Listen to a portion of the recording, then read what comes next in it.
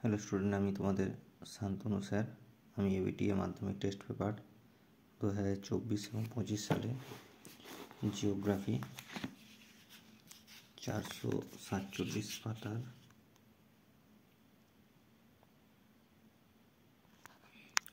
সমস্ত এমসিকিউগুলো সুন্দরভাবে তোমাদের সামনে তুলে ধরছি।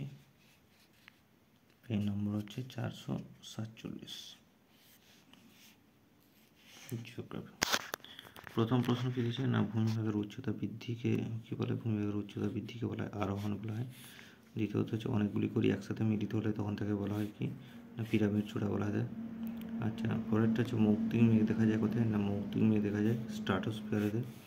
পর 4 নম্বর প্রশ্ন, বৃষ্টির ছায়া অঞ্চল দেখা যায় পর্বত কোথায় না, বৃষ্টির ছায়া অঞ্চল পর্বতে অনুপাতশালী লক্ষ্য করা যায়। পরের প্রশ্ন হচ্ছে দিনে কোনো নির্দিষ্ট স্থানে জোয়ার দুবার হয়ে থাকে। শৈবাল সাগর কোথায় দেখা যায়? আটলান্টিক মহাসাগর, বিশেষ করে উত্তর আটলান্টিক মহাসাগরে। সাথে হচ্ছে আর্সেনিক একটি কি না, আর্সেনিক হচ্ছে একটি বিষাক্ত বর্জ্য। আচ্ছা, আটের হচ্ছে দুন, কথার অর্থ কি? দুন হচ্ছে উপত্যকা। আচ্ছা, 9 হচ্ছে ভারতের নবীনতম রাজ্য কোনটি? ভারতের নবীনতম রাজ্যের নাম হচ্ছে তেলেঙ্গানা।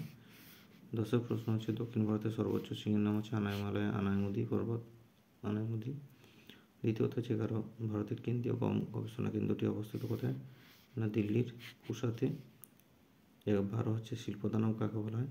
শিল্পদানব হচ্ছে পেট্রোরসায়ন শিল্পকে বলা হয় শিল্পদানব বলা হয় থাকে, আধুনিক শিল্পদানব। আচ্ছা, পরের প্রশ্ন হচ্ছে 13 ভারতের বৃহত্তম খনিজ তেল শোধনাগারটি হলো জামনগর। আচ্ছা, 14 হচ্ছে ইসরো এর সদর দপ্তর কোথায়? ইসরোর সদর দপ্তর বেঙ্গালুরুতে অবস্থিত। আচ্ছা, বিভাগ খ, শুদ্ধ অশুদ্ধগুলো দেখো। আচ্ছা, প্রথমটা হচ্ছে পটহোল নদীর উচ্চগতিতে সৃষ্ট। পটহোল নদীর উচ্চগতিতে সৃষ্ট, এটা পথল বা মন্তকুক নদী উচ্চগতিতে সৃষ্ট, ঠিকই আছে, শুদ্ধ।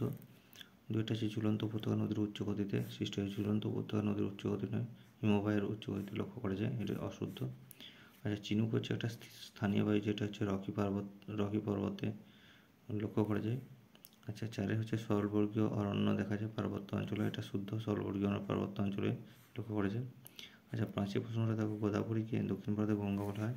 গোদাবরীকে হচ্ছে কি না, দৈর্ঘ্যের বিচারে গোদাবরীকে দক্ষিণ ভারতে গঙ্গা, আবার পবিত্রতার দিক দিয়ে কাবেরীকে দক্ষিণ ভারতে গঙ্গা বলা হয়, এটা মনে রেখো।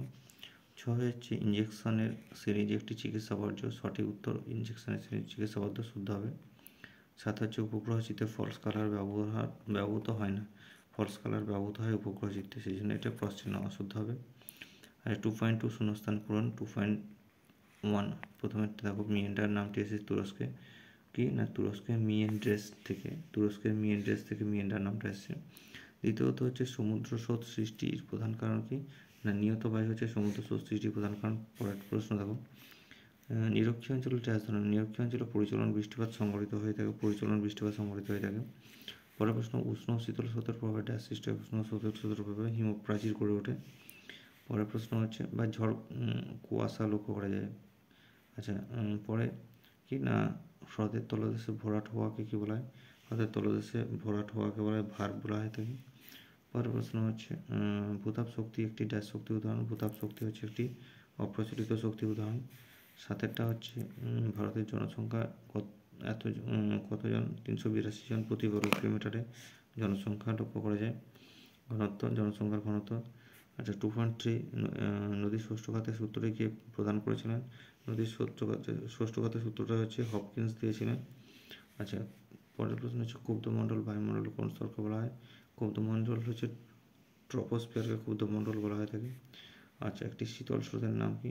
শীতল স্রোতের নাম হচ্ছে বেরিং স্রোত, যেটা হচ্ছে প্রশান্ত মহাসাগরে দেখা যায়। শীতল ল্যাব্রাডর স্রোত উত্তর আটলান্টিক মহাসাগরে। পরের প্রশ্ন হচ্ছে পাখির পায়ের মতো বদ্বীপ উদাহরণ কি না, পাখির মিসিসিপি মিসৌরি নদীর বদ্বীপ হচ্ছে পাখির পায়ের মতো। এরপর রয়েছে কি না, এল নিনো কোন অঞ্চলে দেখা যায়? এল নিনো দেখা যায় কি না, প্রশান্ত মহাসাগরে পেরু ইকুয়েডর উপকূলে লক্ষ্য করা যায়। পরের প্রশ্ন, শ্বাসমূল ও ঠেসমূল কোন উদ্ভিদে দেখা যায়? ম্যানগ্রোভ অরণ্যে উদ্ভিদে শ্বাসমূল বা ঠেসমূল দেখা যায়। আর তারপরের প্রশ্ন হচ্ছে তরল শূন্য কাকে বলে? তরল শূন্য বলা হয় খনিজ তেলকে তরল শূন্য বলা হয় থাকে। আর কন্ট্রোল লাইন কী রঙে করা হয়? কন্ট্রোল লাইনকে বাদামি রঙে করা হয় থাকে। আচ্ছা, এরপর আমরা ম্যাচিং করব বাম দিক আর ডান দিক।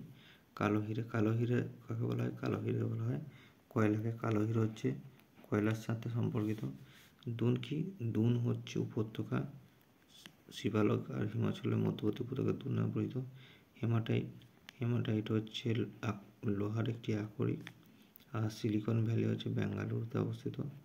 আচ্ছা, চ্যানেলে নতুন হয়ে থাকলে আমার চ্যানেলটি একটু সাবস্ক্রাইব করে দেবে। আর যদি ভিডিওটি ভালো লাগে তাহলে তোমরা একটা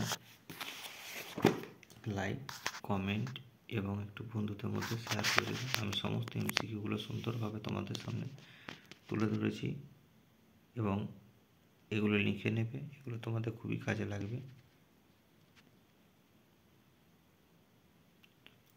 সবাই ভালো থেকো এবং ভালো করে পরীক্ষা দিও, এই কামনাই করি। সকলকে অসংখ্য ধন্যবাদ। Thank you.